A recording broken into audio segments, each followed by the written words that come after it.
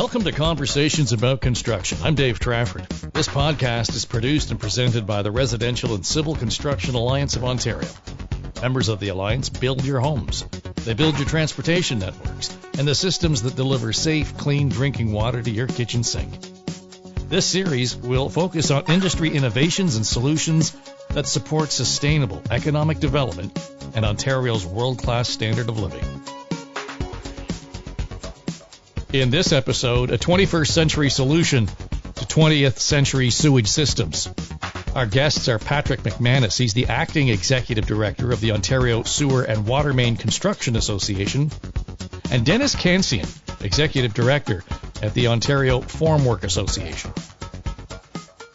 Well, if we weren't in the middle of the pandemic and we weren't distracted by that, we would be coming up to some significant anniversaries in this part of the world, particularly around when we get into the hot, sticky weather and we have those really epic and extreme thunderstorms that often hit this region, particularly in the July, August time. But over the last 10, 15 years, we've seen those storms increasing and in their frequency, and they seem to be more severe. There would have been days when we would have said we get these storms every 50 years or every 20 years. Now it seems we're getting them on a cycle of every 3-4 years, maybe 2 years, depending on how it goes. And inevitably, when we get these big storms in the GTA, we deal with flooding, and it is significant. It costs us billions of dollars over the years in terms of the damage that has to be repaired, that is, and just insurance costs. It slows down services and everything else. The problem with a lot of this is it happens out of sight. So this is work that's been going on since 2003 in the city of Toronto. Patrick McManus is here along with Dennis Cancian. And, you know, I guess we just want to get at this whole water flow strategy, Patrick, that the city recognized back in 2003. That's a long time ago. Here we are, 2020. Now we're in the middle of this project that essentially is diverting some of this overflow of water when we get these big storms. But it just seems to be taking such a long time. We recognize this was a problem in 2003. What's the slowdown here? We are talking about thousands of kilometers of pipe buried under a very modern city in the city of Toronto. And the problem is we've inherited this legacy system that was built for a different era.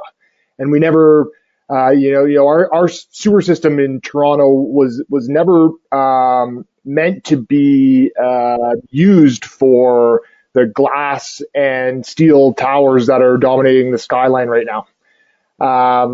We have what's referred to as a combined sewer system in Toronto, and that is putting both household sewage and stormwater into the same pipe underneath roads. In newer cities, those things are built separate and are diverted into different pipes, and it makes it easier to manage peak flows. But in Toronto, the sewer system is designed on a very, very old model, and it is throughout the entire city. So, when we're combining household wastewater with stormwater, it's a system that's inevitably prone to flooding, particularly as the city grows vertically and capacity of the sewer system, becomes more strained.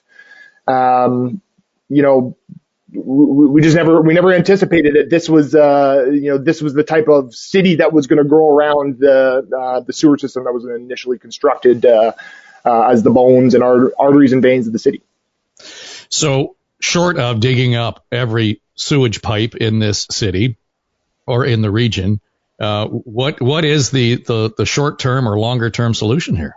It is the construction of, what is, what's called all over the world is the big pipe. And that's, a absolutely massive pipe. In Toronto, it's going to be built in 3 different phases. It's 22 kilometers long and over 6 meters wide. And, it is, running along the lakeshore, and it is to capture all of this combined sewage and stormwater to slowly filter water to the water treatment facilities in Toronto. It's going to provide, millions upon millions, hundreds of millions of liters, or billions of liters of capacity and storage underground, so that we're not actually just overflowing all of this sewage into Lake Ontario. We're actually going to slowly take care of it over time.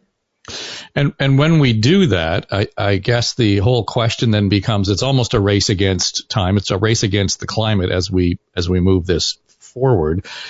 And so what is the timeline in terms of getting through all the phases? Right. So the first phase is underway right now. It's aiming to be complete by 2024, barring any sort of change in further change in circumstance with what we're dealing with now with the COVID crisis. And then the other, phase 2, phase 3 are, initially they were looking at, more than 10 years out, but they've recently sped up that process with the aim of sort of finishing this in the next 10 to 12 years.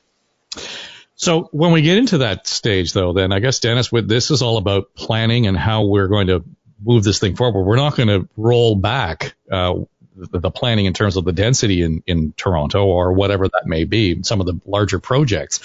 But there's a certain art to this choreography as much as there is science in making sure that all of this is being taken care of while we can continue to have development and more density in some of the urban areas.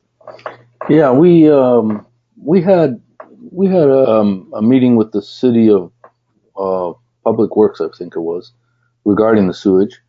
And we brought this issue up to them because we started to see projects in the city, in the downtown city, being put on hold because they were concerned about hooking up these high-rise towers to their sewage system. And the explanation we seem to have received from them was that on a dry system, what they call a dry system, when there's no storms, they claimed they had capacity until 2050. But if you had a thunderstorm or one of these big storms that are happening more often now, the two systems combined couldn't handle it. So someone at the city started requesting builders to start incorporating into their towers holding tanks so that they could possibly absorb some of this water during these storms. Well, the risk along with that to build these things, because they were asking us to put them in the first level of the parking garages, and the cost was just astronomical. So we were very concerned at that point. We said, listen, this can't go on like this. It's not going to solve the problem. You're just delaying the problem. And with the intensity that's going on with all these buildings in the downtown area, there's no way we could do it that way. So let me ask you just before we go on any further here, and not to be facetious or sound glib, but if we did put those holding facilities in some of these towers, even on that first level, what could go wrong? Well, obviously, you can always have down the road. You could always have leaks. The tank would deteriorate after a while. I don't know how you would maintain it. And if that ever happened, most of these high-rise towers now in the city downtown have 6 levels of underground parking. So you're going to have wastewater down there for 6 levels flooding all these cars out, and that would be disastrous. So at what point did the light go on then at City Hall and said, okay, we can't do that, we need an alternative, or are we still discussing this? We're still discussing this because, like I said, they're of the mentality that on a dry day they have capacity. But they never envisioned having these big storms and having the issues that they're having now. And I don't think they actually envisioned the density that they're getting now down in the downtown area. I guess, okay. But Patrick, I think at this point, you just had to be a casual observer not to understand or realize that the urban center of Toronto was growing in density. We have seen that happen over the last 12 or 15 years. And I think even, if we go back to 2003 when they first started talking about this plan specifically at City Hall, I think most people would have looked at it and said, yeah, the demographers and the planners are all saying this is what Toronto's going to look like 15 or 20 years from now. Now, might have been a little bit more intense than their anticipation, but there was an upward trajectory here all along. How could we have not planned for this? The thing about underground infrastructure is we have to be constantly planning and constantly building. It can never stop. And, we are continuing to live off of the infrastructure of our parents and grandparents. There was a period of time through the 70s, 80s, and 90s where very little was actually invested in underground infrastructure, in infrastructure generally, but more specifically in the underground infrastructure. And so we are dealing with billions of dollars in backlog. And, the pace of growth in the city in the last 15 years, I think, has far outstripped what we're actually able to build underground to increase capacity, because that process, building amongst the modern city of Toronto, is very, very difficult given all of the infrastructure that is underground and overhead.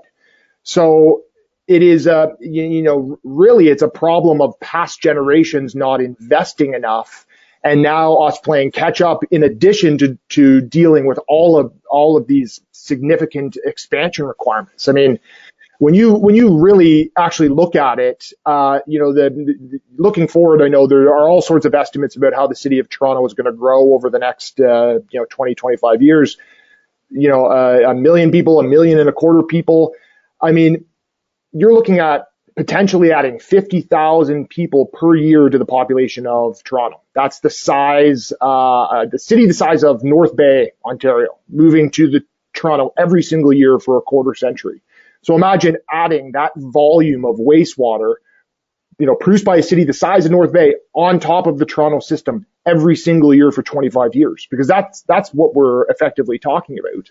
And then, when you're coupling this with the increasing prevalence and severity of storms, on top of this legacy combined sewer system in Toronto, you have a recipe for flooding and increasing numbers of overflowing raw sewage into the lake. It's so difficult to keep up with the demand because of the backlog and because of the pace of growth. Yeah, go ahead, Dennis. Sorry, I just wanted to add to that another issue that came up, and I don't think a lot of people really either don't consider or aren't fully aware of. There's a lot of aquaflow underground, natural streams. A lot of the absorption through the ground was getting into these streams underground and disappearing. Well, now that we're building all these condos downtown, 6 stories below ground, we're blocking a lot of this water flow. So it's the absorption is just not there anymore like it used to be. So we've started advocating with the city to start doing parking garages above ground and not having to go down 6, 7 stories and possibly blocking some of these waterways so that, it could help with absorption. They're starting to listen, but I think it may take a few years before they actually, get the city to change the bylaw to allow above ground parking, such as Chicago's doing. I believe New York's been doing it for a while. And, we can make these condos to look good enough with the parking garage above ground and save the underground flows. But that's going to take 2 or 3 departments to get together and acknowledge it. Yeah, no one throat to choke here. I mean, that's the problem. No. So let me just on that design then. How does that change the footprint of a downtown condo? Then, if the first 6 stories are taken up with parking, you're giving up some real estate there because you got height restrictions. No. Well, naturally, yeah, you're going to have to ask if you're either going to have to give up some floors of condominiums or you're going to have to ask for a higher limit because of the parking levels above ground. Let me just expand that a little bit more, because we're talking a lot about the focus on the city of Toronto, and I understand why in terms of the larger project that has to be undertaken here. But all of this, literally and figuratively, all this crap flows downhill. And we are at the bottom of the hill here, particularly in the Don Valley and the Humber Valley. And, all of people don't realize the number of valleys that we have in the Greater Toronto area. But when you look at all of that new development that's going on in the outer suburbs in the 905, Patrick, we have paved a lot of that, back to absorption, where the ground just isn't there anymore to absorb some of that storm water. It's all coming down the Don Valley Parkway and ending up in the Don River. So it's not just Toronto's problem here. Right. It's a problem that we just didn't consider the long-term effects of as the 905, the Greater Golden Horseshoe, was growing up. This is a problem that, frankly, we really didn't start putting our heads to until the last 15 years. And now we're going to be playing decades of catch up, because there is very little permeable surface left in the GTA. We're a concrete jungle here. And so the only place that the water has to go is in sewers. Now, to its credit, the city of Toronto has recognized this and, developed a plan, and they're spending billions of dollars on their sewer infrastructure now and into the future, with upgrades to treatment plants. They're doing basement flooding protection projects. They're building better stormwater infrastructure. They're increasing permeable surfaces and limiting what people can do with existing permeable surfaces, so that water has some other place to go other than a sewer. But it's a very comprehensive plan, but it's so difficult to achieve, given the nature of what the city looks like right now. And it's really a marvel of engineering and design and construction when you consider that we're actually trying to do this when we have this mega city around us, and we're living and doing business here, and we're building condos and hotels and office towers and subways at the same time that we're concurrently trying to figure this sewer system out and this stormwater system out, in order to support this growth. So really, we're sort of, we're growing the sewers at the same time as we're growing development, when really, the sewer system, the underground, is supposed to happen and be planned out prior to development. Instead, we're doing these things concurrently. Well, and develop with a future in mind. Actually, I think your number of 50,000 a year is really understated. Conservative, right? It is, because I talked to some folks at Ryerson University in the last few months. Toronto, the 416, is the fastest growing urban center in North America. And you take all of the other urban centers, we're talking about Los Angeles, New York, Chicago, all of these, Toronto's the fastest. The GTA itself is like the second fastest. So we're right here at the epicenter of this growth. And that's great because people want to come to the city. And it's great because it really adds vitality to the region. And it means jobs, and it means all kinds of innovation. But back to my point, we should have seen this coming. So let's leave the rearview mirror for a minute. We're looking at, what is it, like a $3.5 billion investment in this. And when they initially allocated that and said, here's what we're going to spend, sounded like a lot of money. Now, here we are. Is it enough? And is it going to get the job done? Patrick? I think they're trying to balance what individual taxpayers can handle. Toronto, again, to its credit, Toronto has increased the water rates in Toronto by more than 100% over the last decade.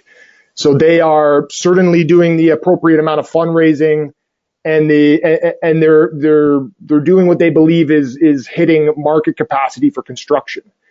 That's the construction industry would certainly say we can build more. But there is that fine balance right now where, of course, it's not just Toronto. There's so much growth going on, so much development and construction. Toronto is trying to figure out what its what that narrow balance is between what they can afford on the back of the taxpayers and what the construction industry can actually build in a given year. So, this is one of those things that it's going to have to perpetually grow over the next number of decades in order to catch up. So is it enough? I mean, it's what we can do right now. But there's certainly a need for more. And this isn't one of those things where we can spend $3.5 billion at the end and think, okay, problem solved. this is perpetual investment from now, for as far as I can see into the future. Until we start colonizing the moon or Mars or something else. And right. So, Dennis, when we look at that level of intensity, and again, we've been focusing on the density in downtown Toronto, but there are all kinds of communities, whether it's in the 905 or out towards Hamilton. We're seeing there are growth spurts throughout this region, right out to, I guess, to Waterloo, if you want to include that, because of this attraction around innovation and attraction around jobs. So this can't just be a centralized problem in Toronto. Do you see it elsewhere? I think if you follow anywhere the subway is going to go, you're going to get a high level of intensification. So anywhere GO train, follow any of the transit lines, they're going to start. You're going to you see Yonge and Eglinton. It's almost at its peak already. Start going north, you find all these places, but you also go out to Scarborough. You'll see up in Markham right now, there's a huge development up there. I mean, that's got to affect where the water is going to go from there. Same thing with Brampton, Mississauga. They're all intensifying. And I don't know if everybody is talking to everybody about where the water's got to go. Mm. Yeah. Well, so what's the role here of the Toronto Regional Conservation Authority? Because I would think that this all sort of overlaps with their purview as well. And I'm assuming that, you have some regular discussion with them, Patrick? Yeah, we have regular discussions with all the conservation authorities in the greater Golden Horseshoe, because realistically, we have to treat the area from Hamilton to Waterloo to Barrie to Port Hope or Cobourg as one giant regional area, because this is where we're, effectively at some point in our lifetimes, we're going to see that become a mega city. And we're all drawing from our drinking water from the same source, Lake Ontario. We're all treating and dumping sewage into Lake Ontario. We all have to be partners in this process. The TRCA, the Credit Valley Conservation Authority, they're fantastic partners in at least keeping us understanding where they're at and what are the things that they're seeing.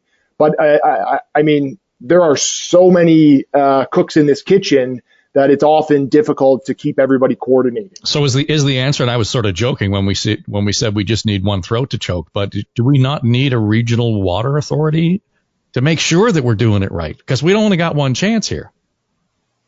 Yeah, we talk about having a transit czar. Maybe it's necessary to have a water and wastewater czar for this broad area, because it is.